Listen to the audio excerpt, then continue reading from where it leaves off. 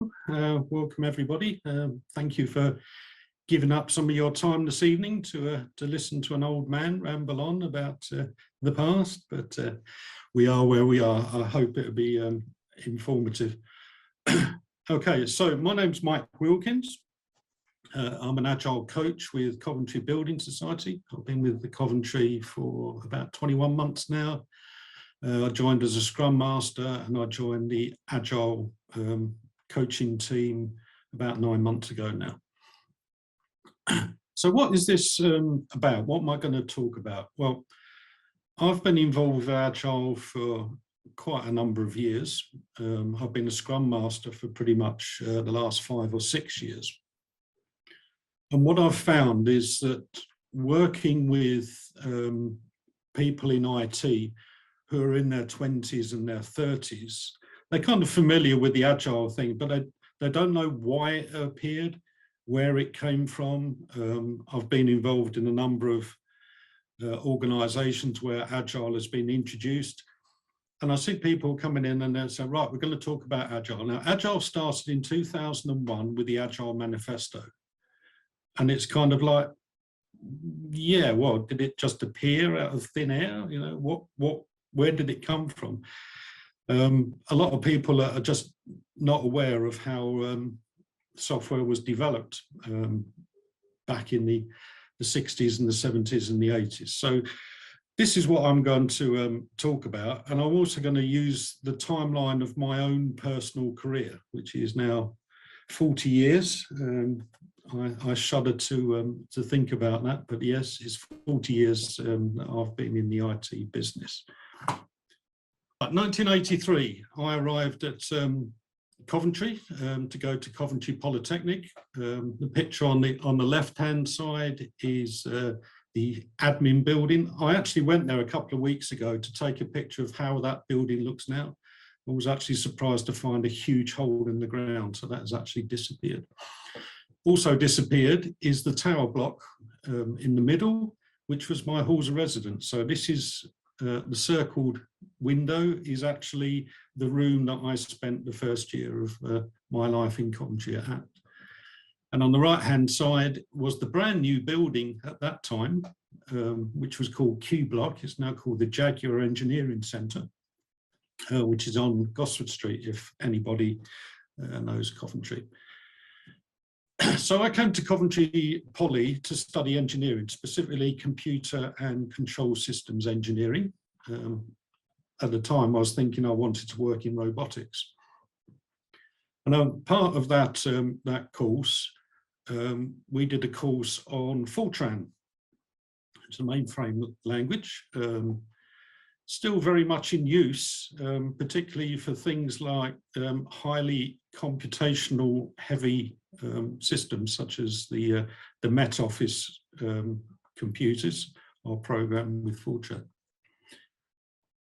So how did you write a program in those days? Well, you was given a problem, and then what you did was you took out your flowchart stencil. And in fact, I've actually dug out my flowchart stencil. I haven't looked at this in God knows how many decades, but there it is. So you took your flowchart stencil and a large sheet of paper, and you wrote out a flow of how your program was going to execute. So this is how it would look, something like that. And then what you would do is you'd break down each of those steps into statements, Fortran programming language statements. And what you'd do is you'd write them out by hand on a sheet of paper like this. And what you'll see up here is you've got 72 columns across there, and you've got 24 rows down here. And Fortran statement always started in column 7, and column 6 was a comment thing. What you then did, once you've written out your program on your coding sheets, might be quite a few sheets that you'd fill out, but you'd assemble those together and you take them over to the computer center and you put them in an in tray with your name on it and say, right, okay, submit that. What happened to that then is that coding sheet was taken up and it was taken into a back room where a bunch of ladies, and it generally was ladies in those days, would read your form and they'd enter it into a tabulator, and every line of the coding sheet would produce a punch card that looked something like that. Your final program would come along and it would be a bunch of cards like that. You would go back to the computer center 24 hours later, and there will be a stack of cards, usually with an elastic band around it, and your coding sheet. And the first thing you had to do is take those cards back and actually check that what was on the cards matched what was on your coding sheet. If there are any errors, you then had to submit another coding sheet to correct that error, and then you get replacement cards through, which you then insert in the right place in the deck. And you very quickly got to learn that you had to number all the cards on your deck, because if you dropped them or got them out of sequence, then it was a catastrophe. You then took the cards back, you asked them to submit the program. 24 hours later, you'd get your listing back with all your syntax errors in, and you'd start the whole process over again, and you'd keep doing that until finally you got a program that ran. This is immensely time consuming and expensive. Okay. I think my first ever Fortran program was about 100 lines of code, and it took about 4 weeks for me to actually get it running. Now, obviously that wasn't 4 weeks working full time. I was doing an engineering degree, so it was hours spent here and there, but I think thinking back about it was about 4 weeks. So very expensive, very time consuming, very manual process. There was none of the integrated development environments that you get now. There was no kind of word processors or anything that you could type your code into or anything. It was all very mechanical. So this was the mid-80s, and this is pretty much how computing had been right from the beginning, certainly from the 60s onwards. So let's have a look at the 1960s. Does anyone know who this lady is and the significance of that stack of paper? Anybody care to share that? No idea, Mike. Okay. Right, the lady who is still alive, I think she's in her mid-90s, is a lady by the name of Margaret Hamilton, and she was the team lead, chief programmer at the Stark Draper Laboratory at the Massachusetts Institute of Technology in Cambridge, Massachusetts. And that stack of paper was the guidance and landing program for the Apollo 11 lunar module. So this was the self-diagnostic code that helped man to land on the moon. And she invented a phrase that you may have come across: software engineer. She knew that this code, people's lives absolutely depended on. And to call it a computer program, she felt was a bit detrimental to her team. Because the code had to be bulletproof. It had to have an element of engineering rigor, just like civil engineers would build a bridge. Okay, so that's why she invented the term software engineering. So thank you, Margaret. So let's look at bridges. Okay, picture on the left is Iron Bridge in Telford. Okay, first built in 1779 by Thomas Telford. It's still there. You can go and see it. It's a beautiful thing. It's a lovely blue colour. That bridge was the first ever cast iron bridge. Okay, it was made with this new material, cast iron, at the time. It still stands there because it is heavily, overly engineered. Okay, they had no idea how to build a bridge that can carry a coach and horses across, so they went big time on there. So it's immensely strong, but it would be immensely expensive. But it did prove a point that you could build that. The bridge on the right-hand side is the Tay Bridge, a railway bridge. In 1879, there was a tremendous catastrophe. It was blowing a gale, and the bridge actually collapsed as a train was going over it. The train crashed into the River Tay below. Everybody on board, about 60 people, were all killed. As a result of that, Parliament passed an act to say that any civil engineering enterprise had to mathematically prove that the structure would stand up to the load that it was supposed to do. So that introduced the whole science of civil engineering and structural engineering, and things like metallurgy and all of that stemmed from that.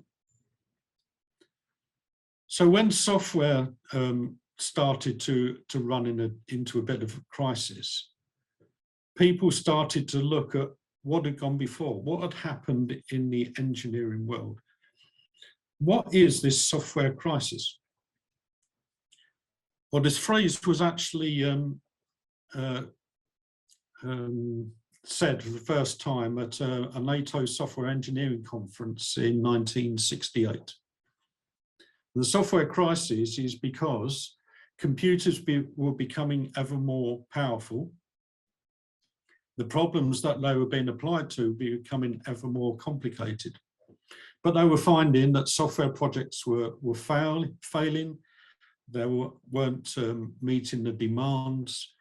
The software was, or the computing power was increasing at a rate that the software couldn't keep up. Software was becoming increasingly more complex. You needed more and more people to actually start doing that coding. So academia in the 1970s started looking at some techniques in order to start addressing this. So we got a number of different things here. There's Warnier ore diagrams, there's NASA-Schneiderman diagrams, there's Jackson structured design, there's SSADM, various things that used to come along. But basically they all followed the same principle of following a plan. You did the analysis, then you did the design, all on paper. Then you did the implementation, which was submitting your cards.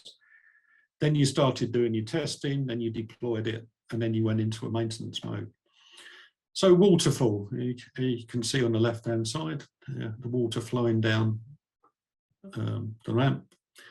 And most people, I'd guess, is familiar with the Gantt chart on the right-hand side. So that's how you tracked all the steps that you were doing in your software program. Where did the term waterfall come from? Well, it was first described by a NASA, naturally, engineer, Dr. Winston Royce. And he published a paper in 1970. There's a link to it there. And this paper contained quite a lot of information and diagrams. One of the diagrams is that one that you can see on the screen there, which is your typical archetypal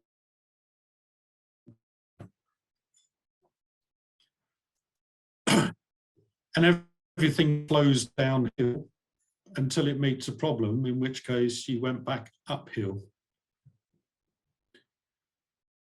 Now, this was fine because Dr. Royce was working on guidance for NASA missions. He actually worked on the guidance software for the Pioneer and the Voyager programs of the late 60s and early 70s.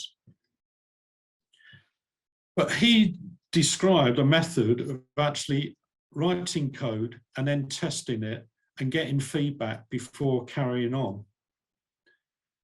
So everybody in the industry leapt on this first diagram and said, is it. This is the way that we should develop code. This is the way that NASA develops code. This is the way that we're going to develop code. And this is how waterfall software became the norm. But this isn't what Dr. Royce described. This is what Dr. Royce described. It's quite an iterative process. You can see there's quite a lot of loops that are going in. And he goes into quite detail in his paper about how this should be done. And if you look on the right-hand side, you can see what can go wrong in the program. You'll find something in testing. You go back to program to design to find out why the bug occurred. You've actually found out the requirement is go, so you go further back.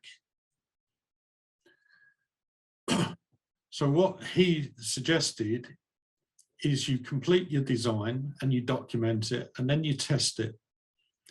And you test it and you involve the customers. And then you get feedback from the customer, and then you throw that away and you do it again, incorporating their code. Now, again, this is really, really expensive. And as I showed earlier, it took a lot of time. So the industry threw that idea away, the idea of actually doing something, prototyping it, throwing it away, and then doing it again properly. That's far too expensive. So we trundled along through the 1970s and into the 1980s with our waterfall approach. And the ultimate waterfall approach is our well-known V model, where you start with your requirements, and then you have tests to test the requirements. You then do a system diagram, and you do an integration test, and you write your software test, blah, blah, blah, blah. You get down, and then you go back up the other side, and you're doing all your testing. And incidentally, this implemented this idea that software coders write the code, and then they throw it over the wall, and the testers test it. That was never the intention. The idea was that the coders and the testers worked side by side. So this is a principle that came back into Agile because it was actually kind of rediscovered when people started to look into what was happening. Okay, so what was happening in the 70s in terms of computer hardware? You've probably all heard of Moore's Law, Gordon Moore, who's the CEO of Intel, whom he died just a few months ago, actually. But what he said back in 1965 was the number of transistors in a dense integrated circuit doubles every 2 years. What that means is that computer performance doubles every 18 months. So in 1971, Intel introduced the 4004 processor, a 4-bit processor. If we go forward to the early 1990s, the Intel 486 processor had 1 million times as many transistors as a 4004. Okay, so the computer processing had gone up that factor in 20 years. And that curve actually continues like this. This is a logarithmic scale, so that's why it's shown as a straight line. But the rate of increase in software engineering, or in hardware engineering, really continues to increase.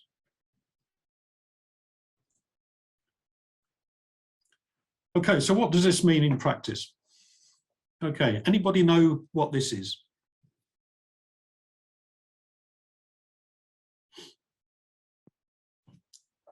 No idea.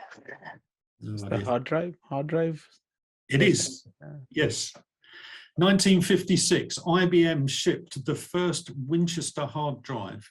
It's probably a bit difficult to see, but if you look inside the hold of that plane, you'll see some people in uniform. That's because it was shipped to the US Navy. That was their first hard drive. And that had this stupendous capacity of 5 megabytes, absolutely unheard of. In the technology of that day, it was really expensive. In fact, you couldn't buy a Winchester hard drive in 1956. You could only lease it, and it cost $3,200 per month to lease a hard drive. Can you imagine if we hadn't gone ahead, proceeded, the amount of data that we sent and the cost of that in nowadays? As an illustration, this is what 5 megabytes looks like in punch cards. Okay, let's roll forward 25 years to 1981, and IBM introduced their Model 5150, ubiquitously known forevermore as the IBM PC. Okay, it had 16K of RAM and it cost $1,500. So that's half the price of the monthly lease of that Winchester hard drive. But then we'd leapt forward 25 years. So yeah, there was an economy of scale. Okay, now this is where my personal timeline starts to intersect. 1986, my first job was with the company in Wolverhampton, and we were doing programmable controllers for heating and ventilation systems. And this is my first ever computer, well, my first ever work computer. It's an Osborne 1 PC, and they were introduced in 1981. It cost $1,800 about, but it weighed 10.7 kilos. And at that time, I couldn't drive. So I was going about all over the West Midlands, lugging this transportable computer onto trains and buses. And I travelled everywhere from Bristol in the south to Lincoln in the north, and Coventry and all kinds of places, lugging my faithful Osborne 1 with its CPM operating system. And I used it to program these controllers. These were built by a Swiss company called Landis & Gyr, and they were built with the precision of a Swiss watch. This was a Z80-based controller. It had 9K of usable RAM, but with that 9K, it could run 256 programs simultaneously in real time to control valves and motors and actuators and record temperatures and that. So that cost about £5,000.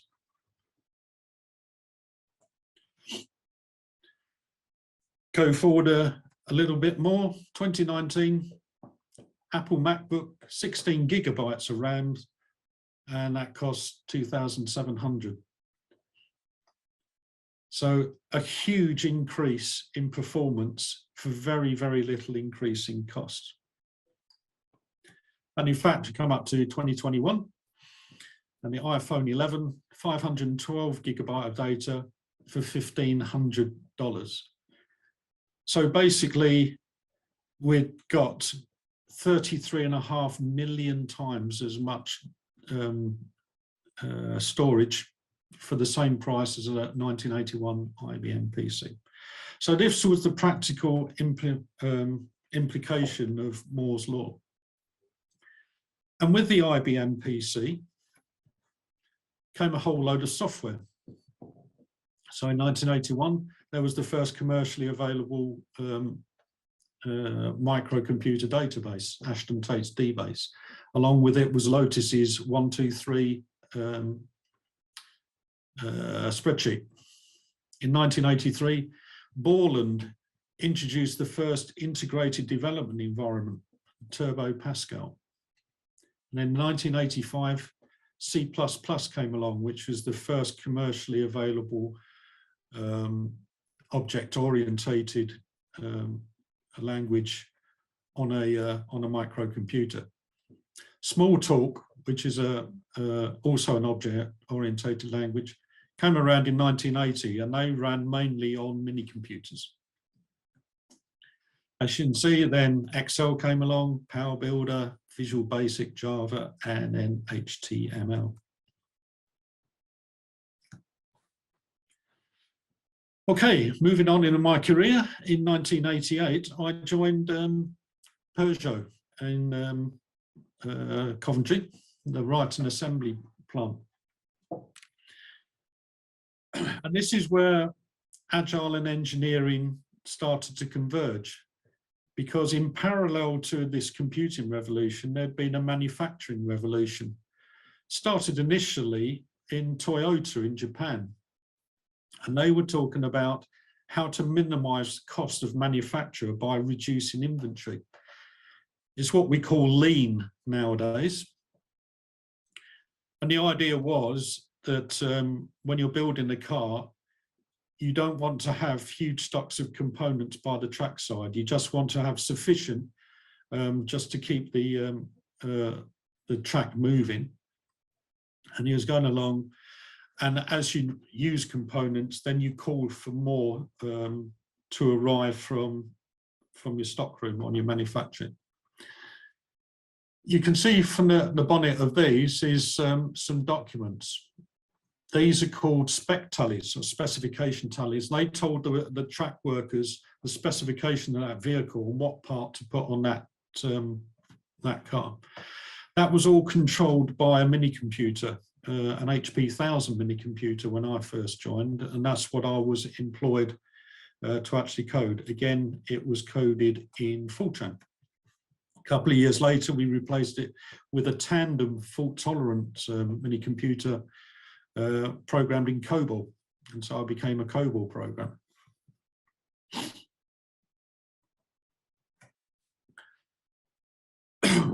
Toyota's revolution was helped by an American engineer called William Edwards Deming, and he was sent over by the US government after the Second World War to help get Japan's manufacturing back up and running, because it had been bombed flat by the Americans.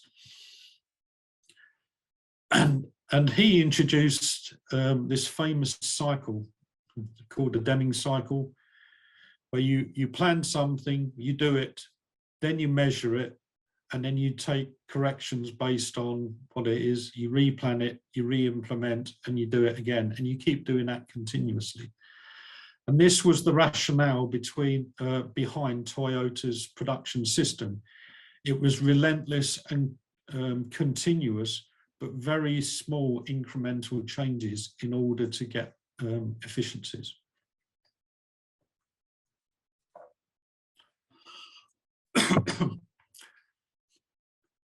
This manufacturing was taken outside of vehicle manufacturing, and it was put into other technologies. And there was a seminal paper published in the Harvard Business Review in January 1986, and it was called the New Product Development Game. And basically what this article said is you need to make new products in the same way that the rugby team moves a rugby ball up the pitch. You pass it from player to player in order to get to the end. And what I hope to show you now, if I can.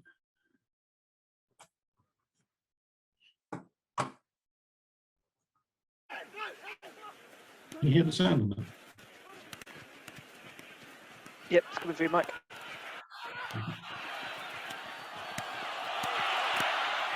You all right, Will?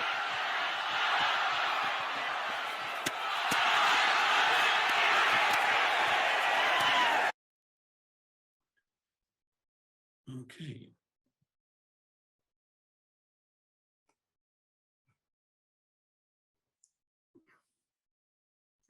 So basically, we got this this idea of having a team that take a piece of software and pass it amongst themselves in order to develop it and to test it and to implement it.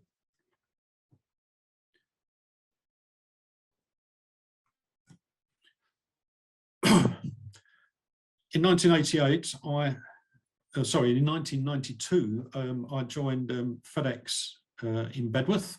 That's their office that still stands there, King's House.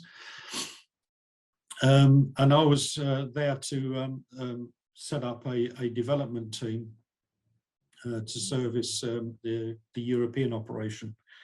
FedEx's main IT hub was in Memphis, Tennessee.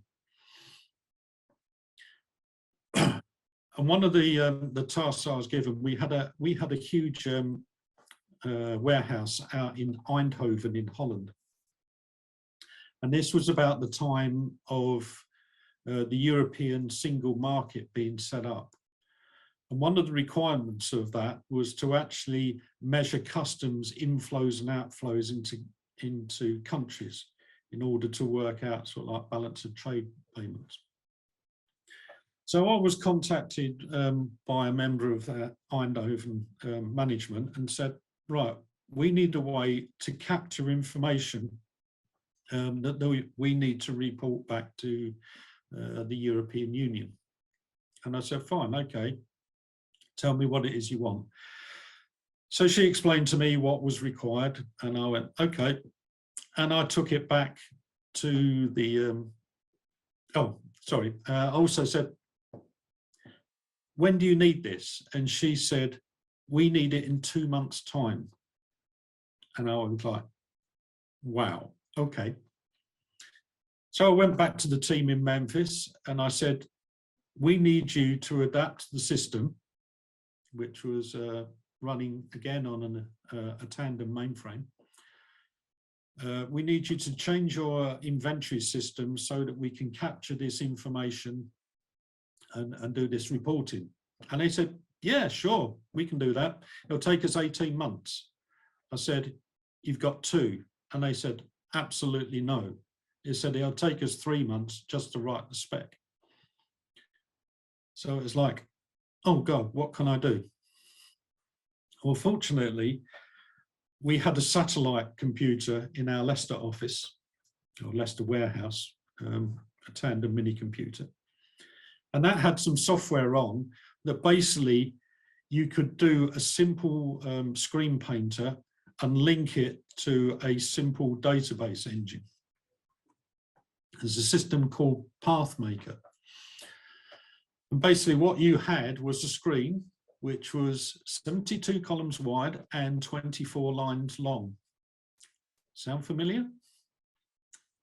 That's the shape of a punch card, or a full-chain coding sheet, or a COBOL coding sheet. So what you had is the ability to actually paint on a screen something like this. This is called a block mode method of data input. So you put all the data into the field and you'd print, you'd push F10 and it would take this data off the screen and try and push it into your database. Very simple screen. There's probably about 6 screens that I had to make in order to capture this. And then I had a simple SQL engine that I could write a report. And basically I developed this system by sitting on the phone and using the crude email system that we had at the time to go backwards and forwards to Eindhoven and said, I've put a piece of software in, have a look at it, see if it, right. And they would come back to me and say, yeah, that's great. Can you move this field there? And can you make this field a bit longer? And can you put this here? And 6 weeks later, we had a functioning system. And I thought, so if I can do this in 6 weeks, how come it was taking the American team 18 months to do this? So I started reading around. And I came across an article in, I think it was Computer Weekly, it's a paper at the time. And there was a small article in there by a small computer consultancy called the Butler Group. And they were talking about this thing called rapid application development, which is basically what I had been doing. I didn't know it was called rapid application development. But they said, we're going to have a bit of a symposium and anybody who's interested, come down to London and attend. So I went down representing FedEx.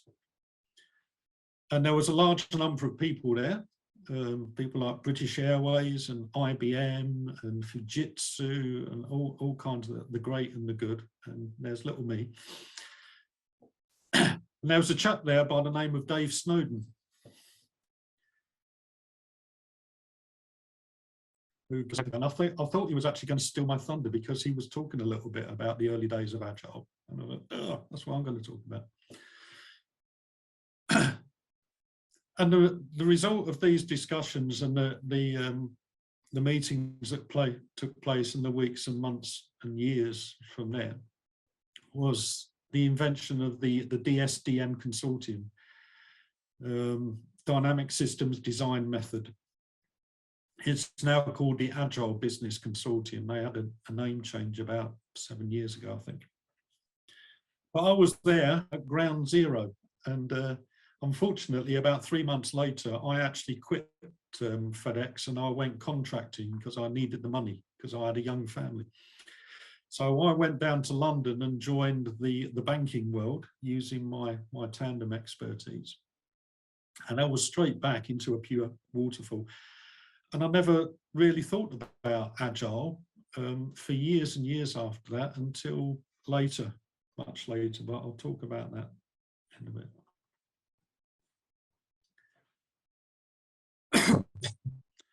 So as well as rapid application development, there are a number of other techniques that were being used. Another one is extreme programming. And this was based on the principles of taking good engineering software practice and turning the dials up a bit and push things to the extreme in order to get rapid development of code. This was developed at Chrysler. The team there were actually combining a number of mainframe COBOL systems for personnel onto a new platform, and they were using Smalltalk. So they were using an object-oriented platform, converting all this third generation COBOL code. And then they were trying to do it in double quick time because they needed to. So XP was based on taking fundamentals such as pair programming, actually having two programmers sitting together and working on the same bit of code to get the best out of both of them, because people were getting stuck. So instead of getting stuck and then asking somebody, you just had two people sitting side by side. They also did pair programming along with testing. So they'd have a coder and a tester sitting next to them. And as they were developing the code, the tester would work out how he was going to test it. And the testing feedback would drive the software design.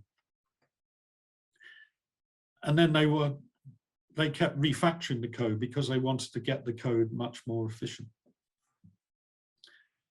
So what they wanted to do is turn the dials up to 11. So this is a bit of an in-joke. I don't know if anybody remembers a film or has seen a film called Spinal Tap.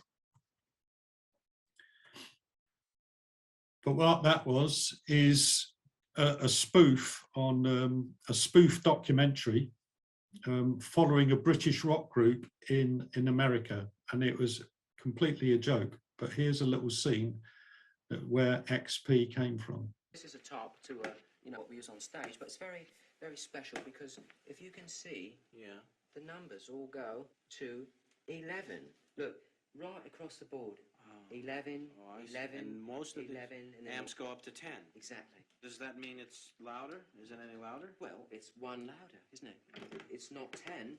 You see, most blokes are going to be playing at 10. You're on 10 here, all the way up, all the way up, all the way up. You're on 10 on your guitar. Where can you go from there? Where? I don't know. Nowhere, exactly. What we do is if we need that extra push over the cliff, you know what we do? Put it up to 11. 11, exactly. One louder. Why don't you just make 10 louder and make 10 be the top number and make that a little louder? These go to 11.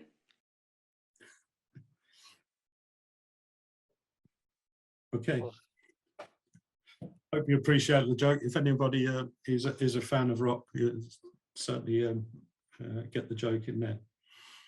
So that was extreme programming. Now, a lot of this was being discussed in chat rooms. And in 1995, there was a symposium, the Object-Oriented Programming Systems and Languages and Applications Symposium. In 1995, two gentlemen, Sutherland and Schwaber, came along and they introduced this software technique that they called Scrum. They got the idea from this Harvard Business Review article back in 1985. So like 10 years further down the line, they'd taken this, run with it, and actually said, right, we've got this working, and now we want to present it to the world. Unfortunately, because they were American, they actually misunderstood rugby, and they kind of missed the point about moving the ball up the field. And they got hung up with how you actually get the game restarted once you run into a problem. Okay, so that's where the Scrum came in. So this introduced the Scrum framework, and I'm not going to bore you by going through it because I'm sure you're all familiar with it. But notice that we've got this PDCA cycle. Okay, again, we're tied into this lean manufacturing. This is where worlds collide and engineering joins. So we've taken manufacturing and software, and we've got this engineering solution.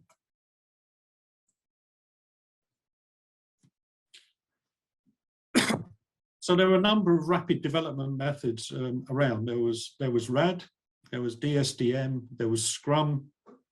There was this thing called Crystal, which was a thing within IBM. Now, I've never seen a practical application of Crystal. I'll be happy to hear from anybody who has. But basically, that was a way of scaling teams. So they were starting to talk about scaled Agile back in 1991 in IBM, because they were working at an enterprise level. Okay, there was XP, feature-driven development as well, followed by behavior-driven development.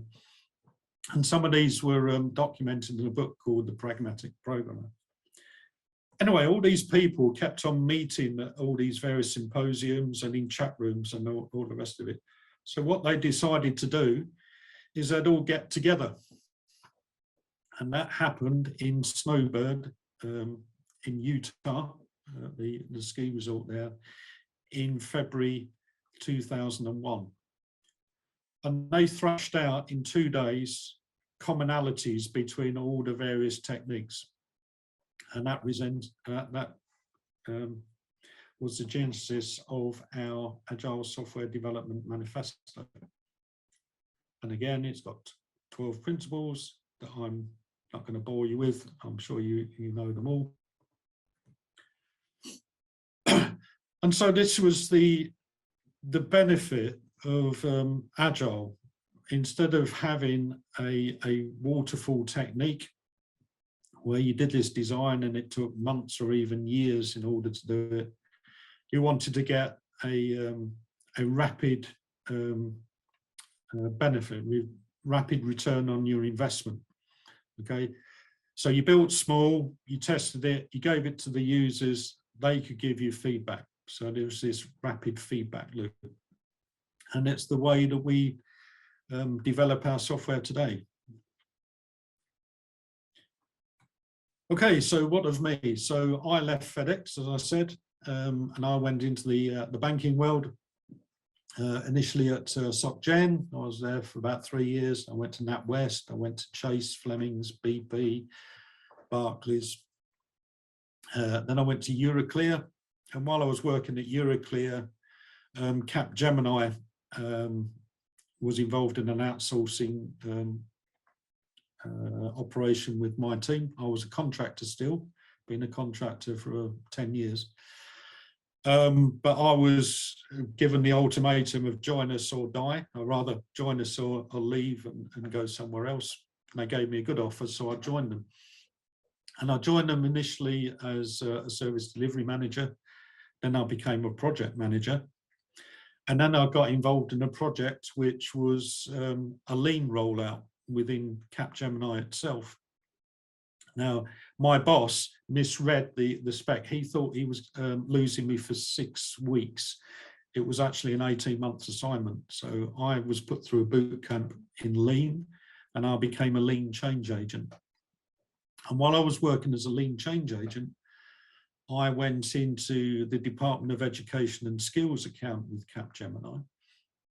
And I saw these people that were, every morning, they were gathering in this room, and they were looking at these charts, and they were moving sticky notes and bits and pieces. And I wonder what's going on there. So one day I went in and said, "Do you mind if I watch?" And they said, "No, come in, come in." And it was a Scrum team, and I had never heard of Scrum.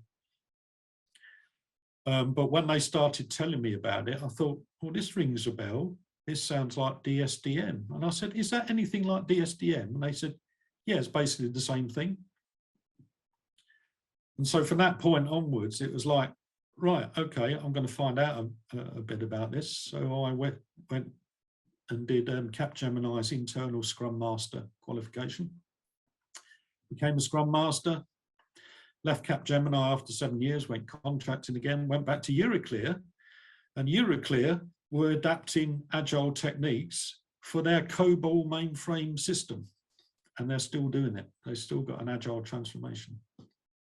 And then I went on to some other companies, SIS. I think you've had a speaker from SIS back in the day. I joined a small company called Max, which was a consultancy. And then finally, here I am at Coventry Building Society. And I think that is it.